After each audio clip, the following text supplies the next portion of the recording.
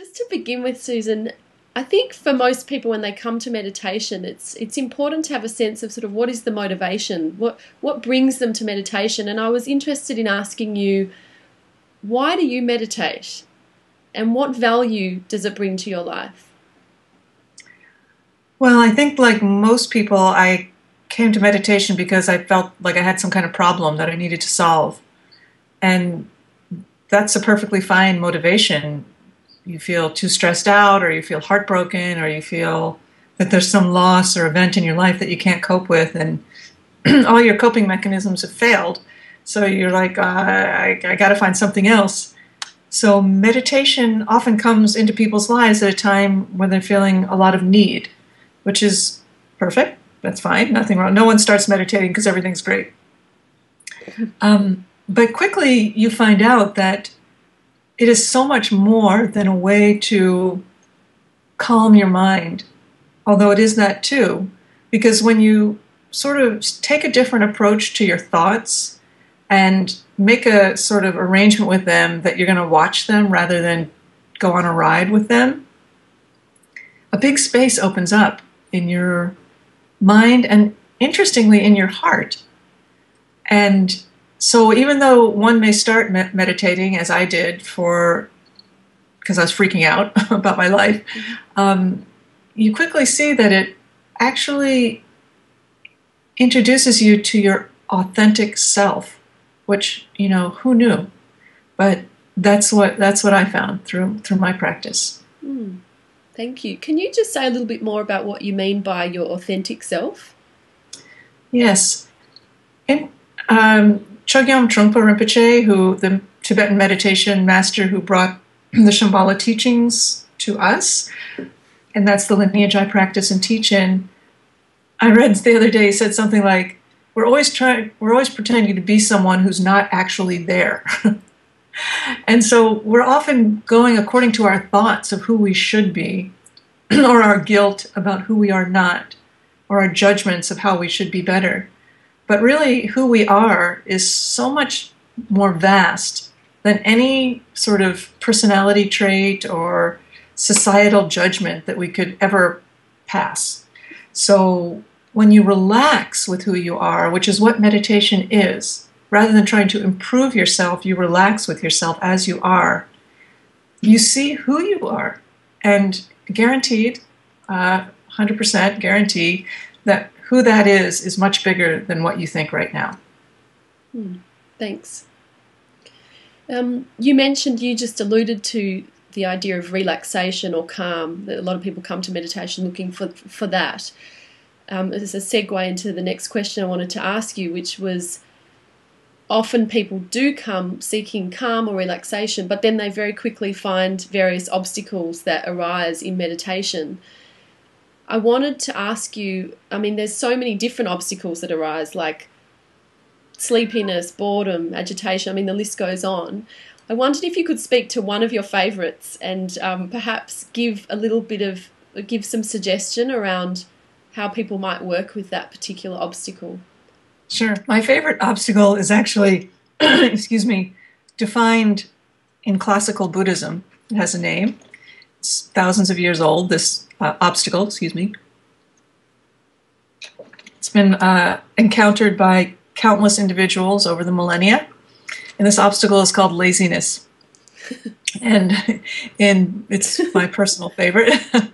And in classical Buddhist thought, there are three forms of laziness.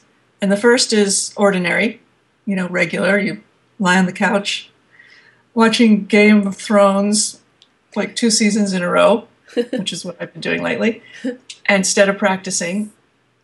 So it's just regular. You just like, I don't feel like it, that kind of laziness. The second kind of laziness is interestingly called becoming disheartened.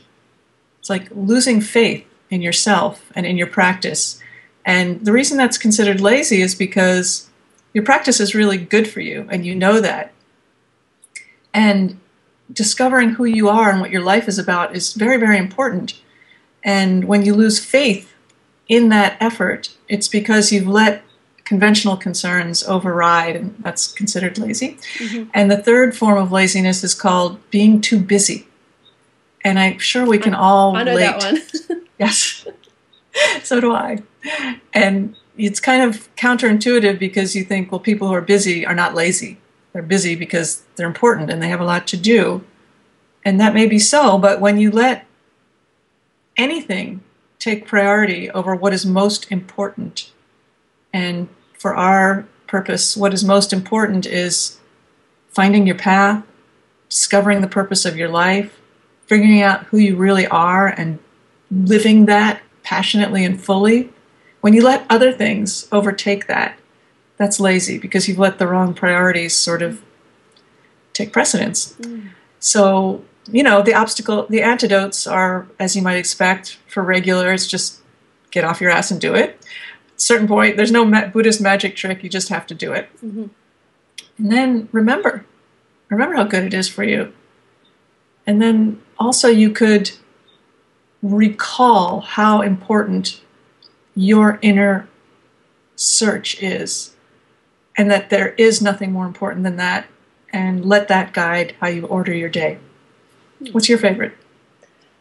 Initially, it used to be boredom. Yeah, it's that was a big obstacle. I think because, there was a lot of busyness going on for me. So to sit still and just focus on the breath or body sensations, I used to still do sometimes find boredom comes up. Yeah. Yeah. Boredom is definitely real. And even though you might see pictures of people meditating and they look like they're blissed out or there's something really awesome going on, anyone who's meditated, yourself included, can tell you that it's largely pretty boring. And however, when it becomes boring, it's actually kind of a good sign, because it's a sign that you have stopped trying to entertain yourself. We're always looking for something to occupy our mind, something to work on, something to chew on. And through meditation, you stop gnawing. And quite naturally, that can feel very dull because we're used to a tremendous onslaught of inputs and perceptions. But when that quiets down, at first it can seem boring, but eventually it still seems a little boring, but it can also just become kind of spacious and quiet. I wanted to ask you about your thoughts around the relationship between meditation and creativity, because I love that topic, and I'd love to hear your thoughts on that perhaps from your personal perspective. Sure. I love that topic too, and I'm really happy you brought it up.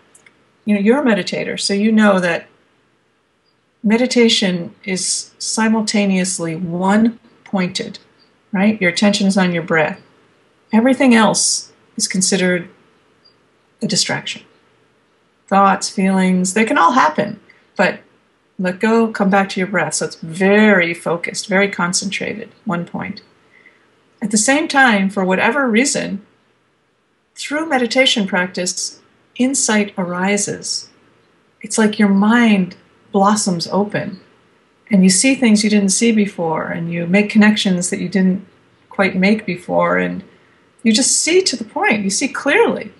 It's very interesting that it's simultaneously one-pointed and panoramic. So this is how it relates to creativity. And I'll just use writing as an example because that's what I do. It's one-pointed. You can only write one word at a time.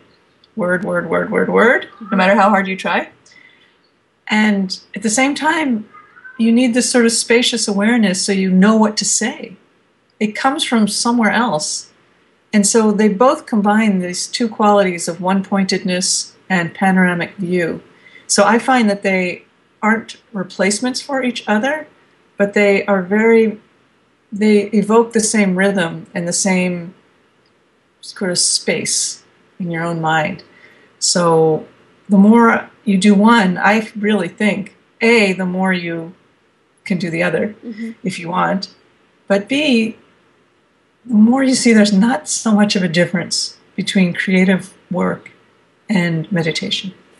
And in a more sort of abstract way, so creativity around, creating books or art or music, but then there's creativity in life, like, in relationships, or how to find new creative ways of navigating, whether it's in your career path or relationship path. And I know that that's another area that you're extremely passionate about and that you've explored a lot, relationships and love. And obviously, you know, it's a huge topic. So, but I'd love to just hear something from you around perhaps how you see meditation as having supported you in relationship or in love, or more generally, how you think people can benefit from meditation in that domain of life. It's a really good question. If the person that you're interacting with is present, you can trust them. Doesn't mean you're going to get what you want, but you can sort of go, okay, this is a trustworthy interaction. It's only unconsciousness or unawareness on the part of our friends or partners or colleagues that scares us. And when you're a meditator, your commitment is to awareness. So I find that it's very helpful for me in determining how I navigate relationships, because I try to be as aware as possible. But even if I'm in a relationship with someone who is not trying to be aware, or who is more aware, or whatever, we somehow don't match, my commitment to awareness, or your commitment to awareness, calls forth the same thing from other people. Not identically, but it changes the vibe. So that's one way. It makes you a more trustworthy partner, I think. It's a short way of answering it. But also it gives you a tolerance for discomfort. Not that discomfort doesn't feel uncomfortable. Discomfort still feels like crap. But you don't quite buy it. Because when you work with your thoughts repeatedly over and over again, you see, oh, now I feel cranky, now I feel happy, now I feel bored, now I feel confused. And it all sort of comes and goes. So in a relationship, when a certain feeling arises, negative or positive, you can sort of take its measure honestly and not cling to what's good as a sign that this is going to work out. Or, you know, hate what's bad as an indication that this is all wrong. You can sort of ride it a little more easily. So that's what I find. Thank you. Yeah, that's very interesting. Do you have any personal practices that are outside the kind of sitting practice of when strong emotions kind of come in, you know, whether it's anger, fear, shame, whatever the emotion is, like how do you move with that? I spend a lot of my day, I'm sure you, I mean, I imagine you do, I think most people do, just riding this constant wave of doubt and fear and, oh, this could work out, or no, it's never going to work out, or especially when you're self-employed, there's this constant, like, I don't know what's going on. So every day, job one for me is to manage my own moods. And I've tried everything.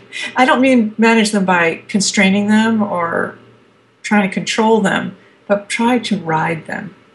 So I see all day long fear and doubt and happiness and confusion and clarity, and it's just constantly streaming.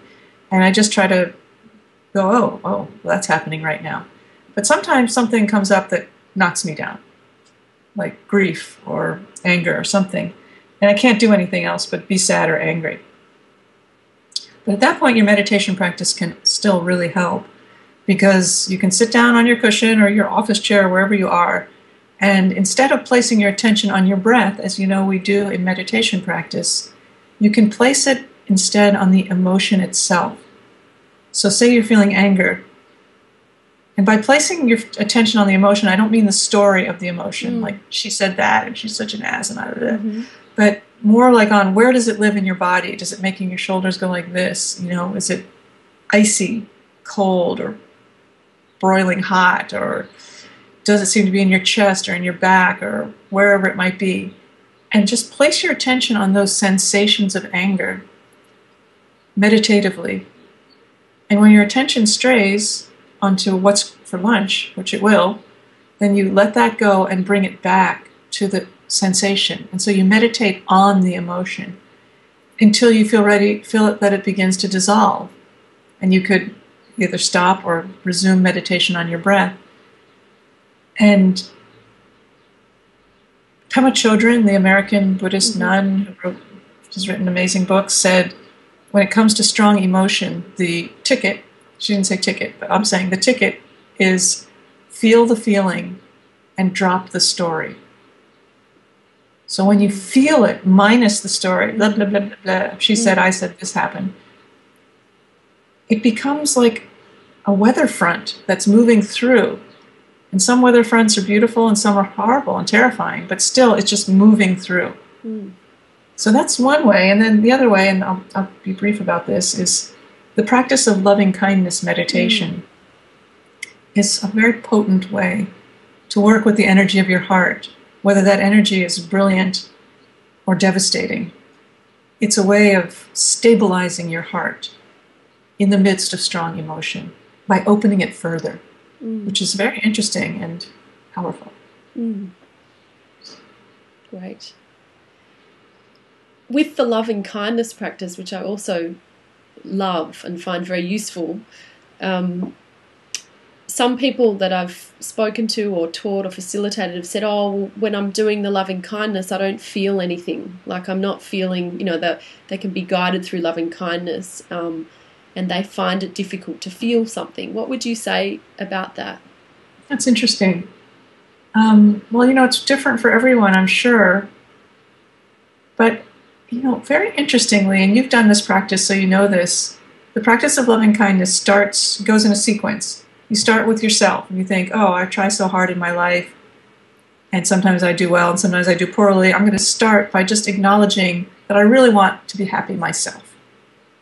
May I be happy, and so on. And then you think of someone you love. Oh, they try really hard too. I really want them to be happy. That's easy, someone you love. Then you think of a stranger, someone you don't know, and you think, well, they probably tried really hard too, and I don't have to know them to go, oh, I hope you'll be happy, Mr. or Miss Stranger.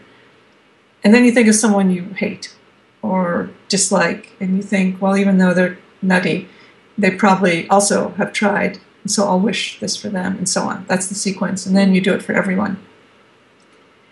I think that at the time that the Buddha gave that instruction, 2,500 years ago, that starting with yourself probably seemed very logical.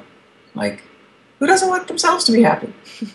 Who doesn't wish themselves well? Obviously, that's the easy place to start because we all like ourselves. But, 2,500 years on, that's actually the hardest thing for us to do, is to wish ourselves well. It's easier, friend, loved one, stranger, enemy even, everybody. But wish myself well? It's very hard. So my guess would be that when people don't feel anything, it's because there's some sort of a block, understandably, between themselves and their own heart. Like they can't find a way to wish themselves well, to wish for their own happiness and that their own longings will be fulfilled. And when you can't do that, or you're afraid to do that, or it seems absurd to do that, there's no way that you can do that for others. So I would stay there. Stay with yourself and trying to offer this to yourself and work on that step for a long time, as long as you need before moving on. Great. Is there anything that comes up for you that you'd like to share about, a helpful tip to leave with? Yes, there is actually. Thanks for asking. I don't think meditation is for everyone, but probably almost everyone. If you're struggling with some mental illness, it can be actually bad for you.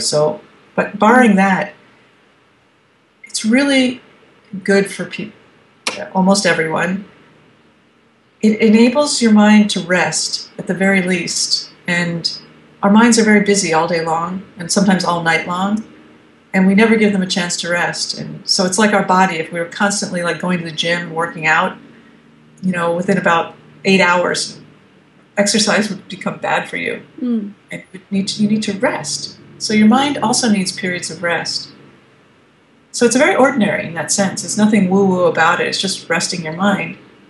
But at the same time, there's one obstacle, one misconception that almost everybody has that I would like to, to close by saying that you don't have to do this.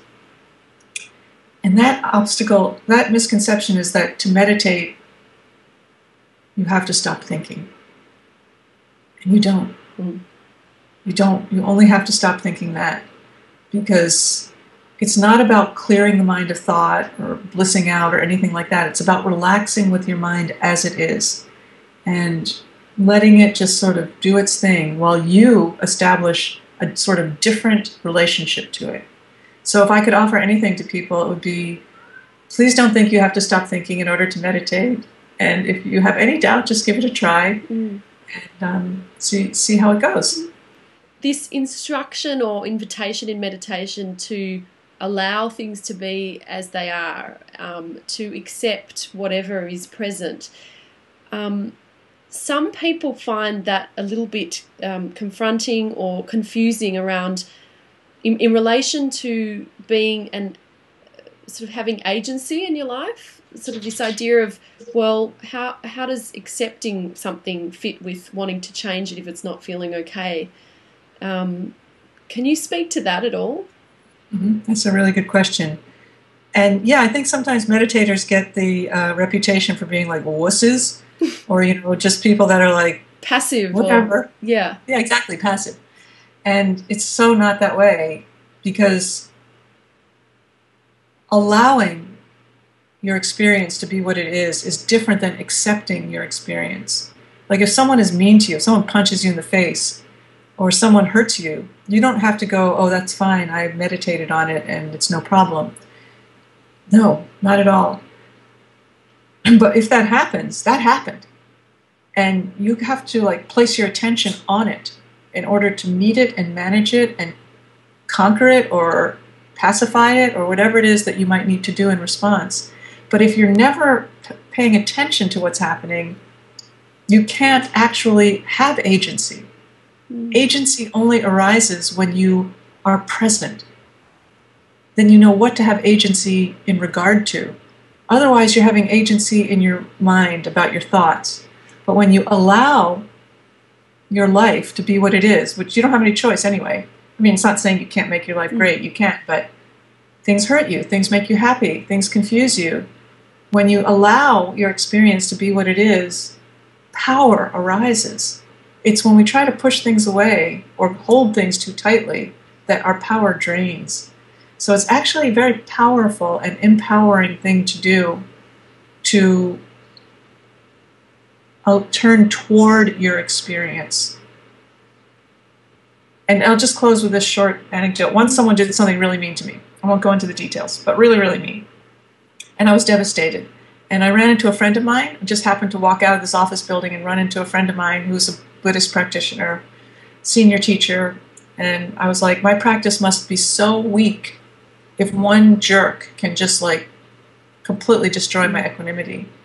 And he said, so you think not feeling things is a sign of progress on the path? And I was like, yes. And he said, it's not. It's not how little you can feel. It's how quickly can you turn your attention to what you do feel. That's the sign of progress on the path. So it's brave. It's very courageous. So it's the opposite of being a wimp, in a sense. So it's not about tolerating or being a martyr. It's about facing your life. I think that's a beautiful way to end. Good. Thank you so much. And I just wanted to offer people direction to your website, which I will add to a link to. But so the website is, can you say the URL for me just to confirm it? Yes, it's just my name, Susan Piver, Piver.com, and there's a link that says join the Open Heart Project, and you can join for free if you like. And yeah, and it's been lovely to talk to you. I really appreciate it. It's so nice to meet you. And I mean, we practice together, but I've never met you, and so I just really appreciate the chance to do so. Yeah, and again, just we were talking before the recording, but I've just been so grateful for your generosity in what you're offering through your teachings and website. So thrilled to be able to share that with people. Thank you so much. Great. Thank you.